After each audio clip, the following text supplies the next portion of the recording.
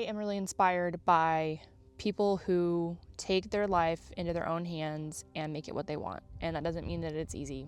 Oftentimes the people that I watch, the content creators that I look up to, their lives have been very difficult and no one's handed them anything. So when I sat down to think about why I wanted to be another voice out there for people, the word that kept coming to mind was authenticity. And while there are a lot of people online who I believe are living their authentic selves, I don't think you can have too many viewpoints on that. I think there will always be room for one more person to offer their perspective and to provide a window into their world, both good and bad, that somebody else can relate to. So when I was thinking about starting a channel, authenticity, that's the word that just kept coming up. And I've struggled with authenticity a lot, especially in my 20s. Thankfully, I'm in my 30s now and it's a little easier. But in my 20s, it was like I was trying on, which I think is natural for that decade of life. But I was trying on all these different versions of myself and none of them were fitting. And it wasn't until probably around 2019, 2020, I know COVID happened. There was a lot in my own life, I'm sure with everybody else.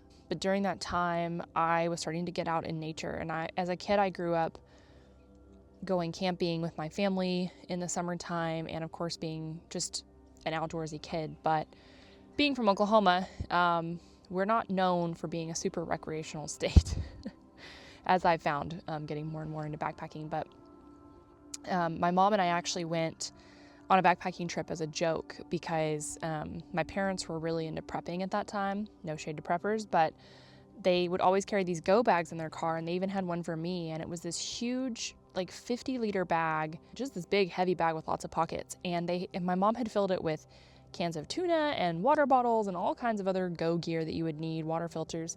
And I carried it around in my car for several years. And one day we were having a conversation and I said, "Can you even carry this bag? Like, if something were to happen, if something happened while you were visiting me and we had to get home with our go bags, let's say cars didn't work, could we even carry these bags full of all this stuff, like just from being in shape?" And so our first backpacking trip actually started as a spiteful idea to see if we could even carry the bags that we were hauling around in our cars for years.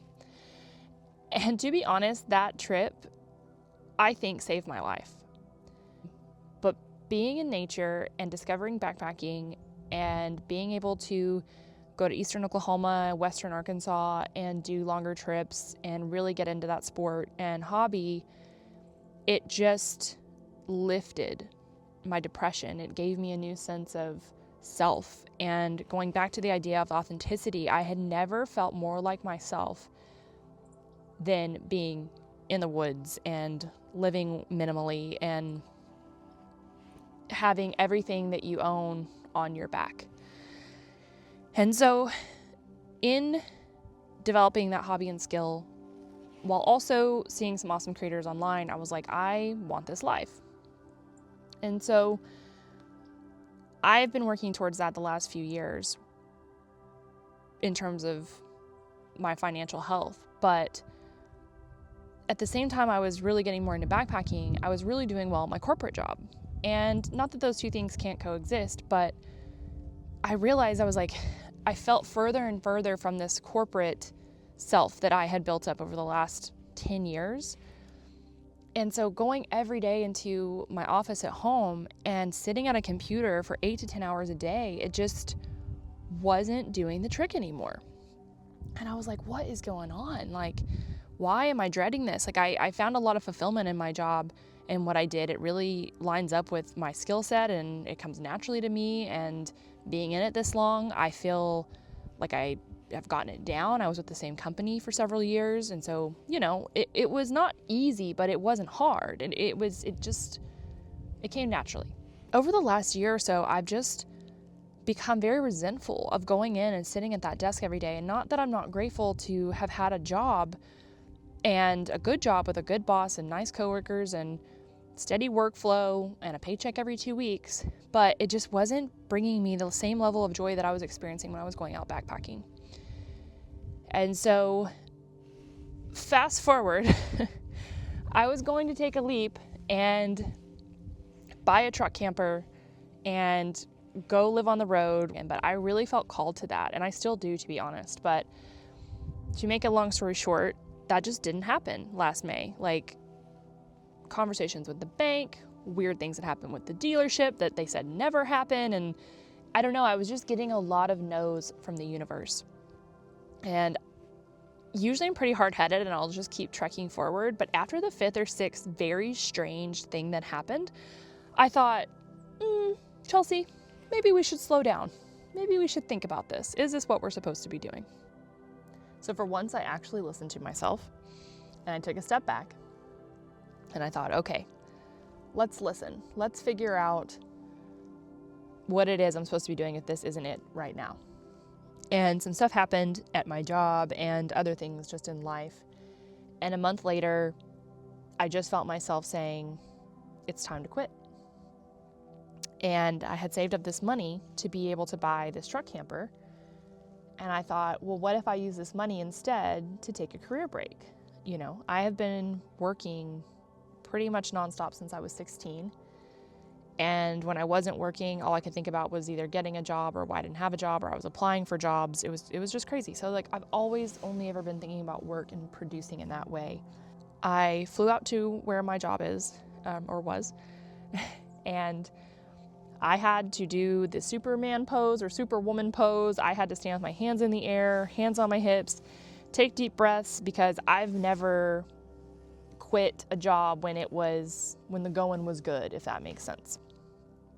And I walked into the conference room and I did. I told my boss and my close coworker that I could no longer go on with the company and my reasons for that. And I quit.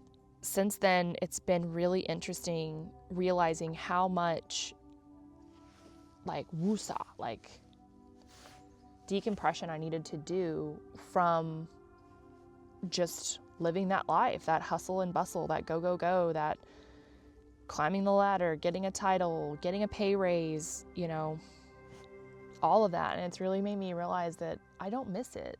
I don't miss it at all.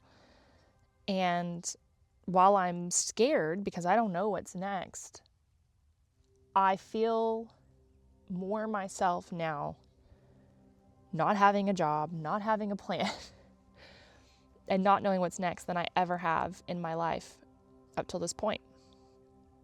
And so I want to put some of my viewpoints out into the world, hoping to connect with others that maybe are looking to take a risk, maybe that are a lot like me. They're risk adverse. They can't do anything without a plan. And while that part of me is still very much there, and I value that part of myself, the chasing things that I've never even asked myself if I wanted, that's just not for me, at least not now. I want to connect with other people out there who maybe feel the same. And since COVID and going remote and just different life circumstances, I'm having to turn to the world and see if there's anyone out there that struggles the same way, celebrates successes the same way, and can resonate with some of this that I'm saying. And if you do, I'd love to get to know you and start a conversation.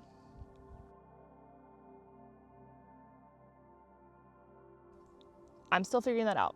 I want to be very truthful. While the theme, I believe, will be living your authentic life, and at least for now, taking risks. So if you have taken a risk, you're thinking about making a big move, or you've already made those moves and things either panned out or didn't, those are the stories that I'm wanting to hear and connect with. Because just because you take a risk doesn't mean it's going to work out, unfortunately. But I think what I've learned over time is that I learn more from the things that didn't pan out, the failures, if you will, than my successes. And I haven't failed in a while, and I don't mean that to be braggy, but I've been playing it safe. And so I'm ready to get out there and fail. hopefully succeed in some things, but to fail in some ways. Yes, I'll be talking about authentic living. Yes, I'll be talking about taking risk, but in 2025, I have decided to spend this year, or at least a major part of the year, not chasing corporate dreams, not perfecting my resume, but instead getting closer to nature. And if I love it so much, doing it recreationally, going out on 3 to 5 day backpacking trips, I really want to try my hand at doing a long hike, a through hike. So in April of this year, just 3 short months from now, I will be leaving for the Continental Divide Trail, and I'm very excited. I'm very nervous. I want to have positive affirmations and use words like I will finish and when I finish, but I'm also not naive.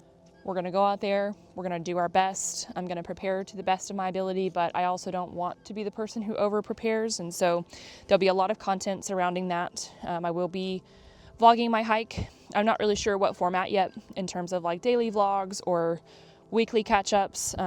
That's more of a compilation style, but more to come on that. So if you're interested in any of the topics in terms of living authentically, taking risks, and following my journey, hiking the CDT this year, and some extra gear videos and things like that around that, then I would love if you would like, comment, subscribe. Stay tuned for more videos around any of these topics. I plan to do some shakedown hikes coming up. As you can see, it's very cold where I'm at right now. So every time I go to plan a trip, the weather just is not working out. But I'm hoping to get out there towards the end of the month or the beginning of next month. And so I'll definitely have some videos on those things. But otherwise, I just appreciate your time. I appreciate you being here and finding this video and giving it a watch. So thanks so much, and can't wait to see you in the next one.